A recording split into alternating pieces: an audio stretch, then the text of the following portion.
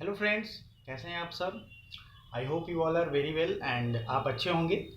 दोस्तों, काफ़ी दिनों से एक न्यूज़ चल रही है। मैंने भी इस पर एक शॉर्ट वीडियो बनाया था 2 मिनट का, और उसमें आपसे राय मांगा था कि क्या इस पर एक डिटेल वीडियो चाहिए। तो ये वीडियो उसी का डिटेल है और बहुत ही सिंपल चीज़ें हैं कॉमन एंट्रेंस टेस्ट के बारे में, जिसे आप अगर समझ लेते हो इसके बेनिफिट क्या होंगे, इसके लॉस क्या होंगे, इससे आपको क्या फ़ायदा मिलने वाला है या फिर आपका लॉस होगा, दोनों चीज़ें हम लोग डिस्कस करेंगे। उससे पहले आपको मैं कुछ कुछ चीज़ें बता दूंगा।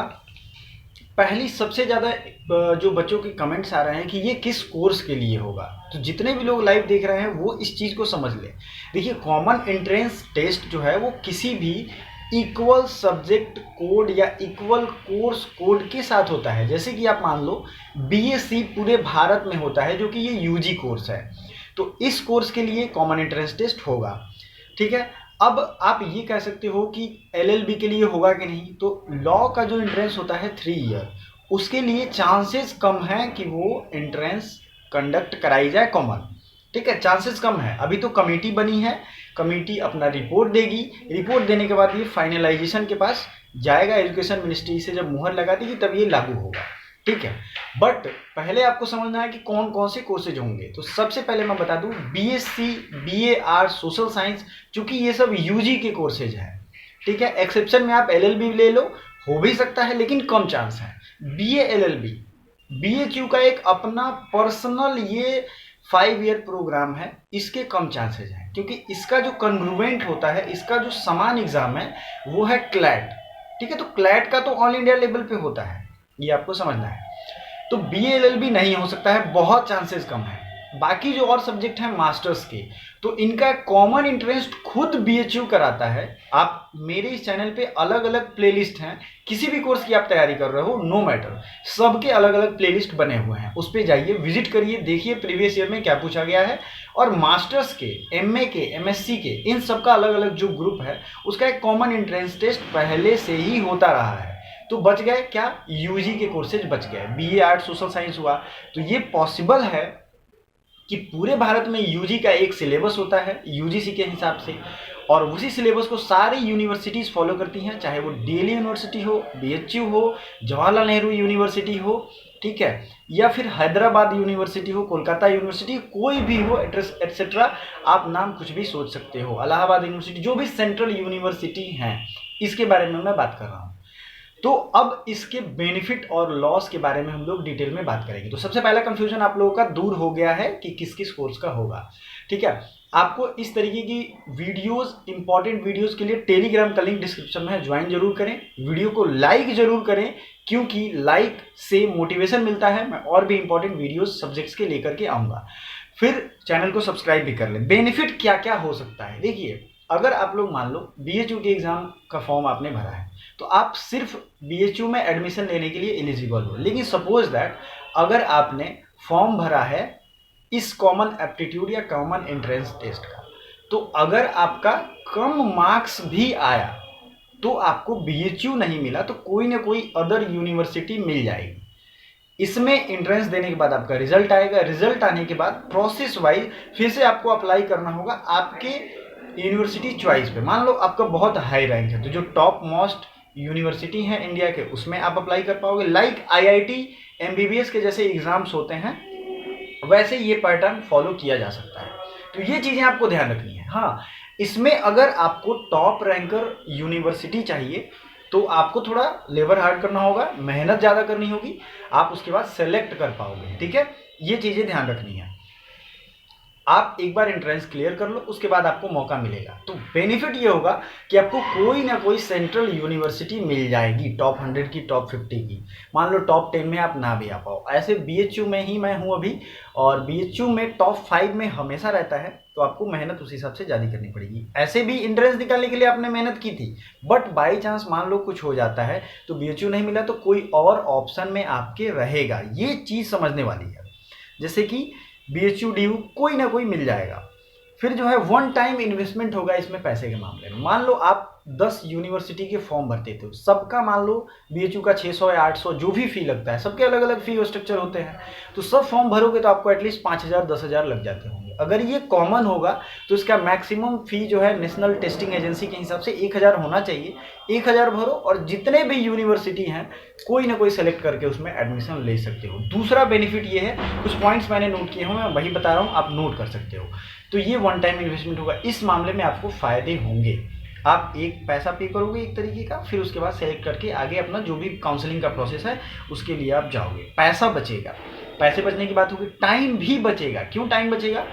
इस कोरोना के टाइम में आपने देखी है कितनी ज़्यादा परेशानी हुई है एग्ज़ाम कंडक्ट कराने में। ये एक बड़ा रोल प्ले कर रहा है इस कमेटी के रिकमेंडेशन में, क्योंकि इसमें अलग अलग यूनिवर्सिटी के एंट्रेंस कंडक्ट कराने में बहुत ज़्यादा परेशानियों को देखा गया है। अगर एक एंट्रेंस होता तो आप अपने नियरेस्ट शहर में एग्ज़ाम सेंटर चेंज करने के बाद वहाँ आराम से ऑनलाइन एग्ज़ाम दे सकते हो। ठीक है, ये एक बेनिफिट होता। तो टाइम आपका बचेगा। मान लो आप एक हैदराबाद यूनिवर्सिटी आपने भर दिया, उसकी सेंटर कहीं और है, कोलिजन का जो खतरा था कि एक दिन 2 यूनिवर्सिटी ने एंट्रेंस डेट रख दिया तो कोलाइड हो जाता था एग्ज़ाम, वो भी प्रॉब्लम दूर हो जाएगा इससे। तो कितने 4 बेनिफिट मैंने आपको बता दिए।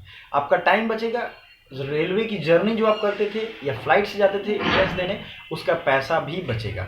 ठीक है, और इसमें सबसे बड़ा बेनिफिट है कि कोई ना कोई यूनिवर्सिटी उस लेवल का मिल जाएगा। तो हर मामलों में मुझे ये इसका बेनिफिट वाला पोर्शन लग रहा है जो कि आपको समझना होगा। अब लॉस भी तो कुछ हो सकता है।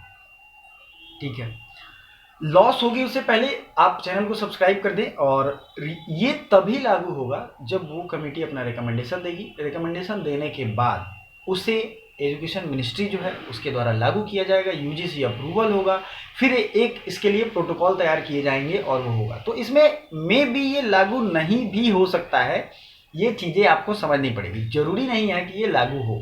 ठीक है, तो इसके लिए और एक बेनिफिट ये हो सकता है एज ए सोशल एनवायरनमेंट की पूरे भारत के बच्चे पूरे भारत के यूनिवर्सिटीज़ में पढ़ने जा सकते हैं।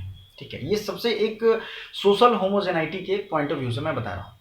लॉस देखते हैं क्या क्या हो सकता है। लॉस ये हो सकता है कि जो ड्रीम बीएचयू का कॉन्सेप्ट है कि बच्चे स्पेशली ड्रीम करते हैं कि हम बीएचयू में ही जाएं, तो इसको थोड़ा सा हर्ट होना पड़ सकता है। इसलिए क्योंकि अगर मान लो आपके रैंक थोड़े से इधर उधर हुए तो जो टॉप रैंकर हैं वो बीएचयू मिल जाएगा और जो लो रैंकर हैं वो बीएचयू नहीं मिल पाएगा। इसमें थोड़ी सी परेशानी हो सकती है। जो साउथ इंडिया के स्टूडेंट्स हैं उनको चूंकि उनके रैंक अच्छे होंगे तो वो फिर नॉर्थ इंडिया में आ जाएंगे।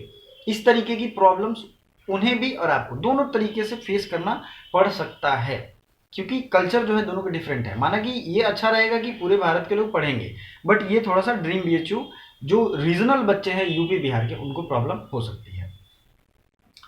अब चूंकि ये एक ही एग्जाम के तहत होगा, एक बोर्ड होगी या जो भी होगा, डायरेक्टर होगा जो भी, वो कंडक्ट कराएगा, तो ये मैक्सिमम चांस है कि ऑनलाइन होगा। इसे ध्यान से समझें। अगर ये ऑनलाइन होगा तो ऑफलाइन वाले जो बच्चे हैं वो हर्ट हो जाएंगे।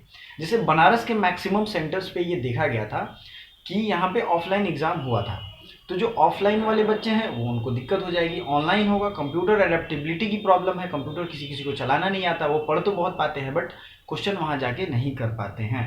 ठीक है, तो ऑफलाइन वालों को प्रॉब्लम हो सकती है।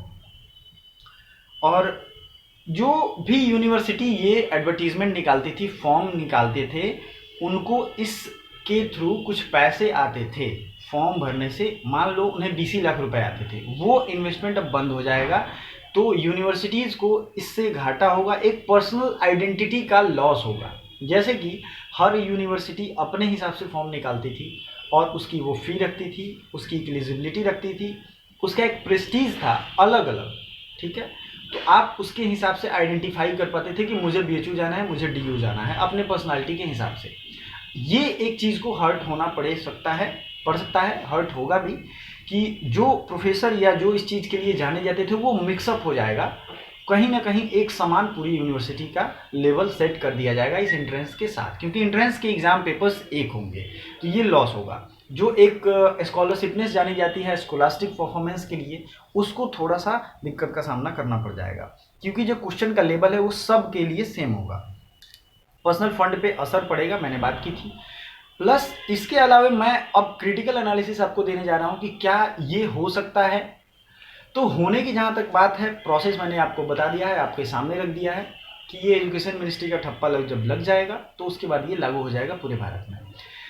इसके फायदे भी हैं, बेनिफिट भी हैं। इसके अलावा अगर आपकी कोई क्वेरीज होगी तो आप कमेंट बॉक्स में ज़रूर पूछें। विद इन 2 आवर्स मैं उसे रिप्लाई ज़रूर करूंगा, आपको जवाब दूंगा।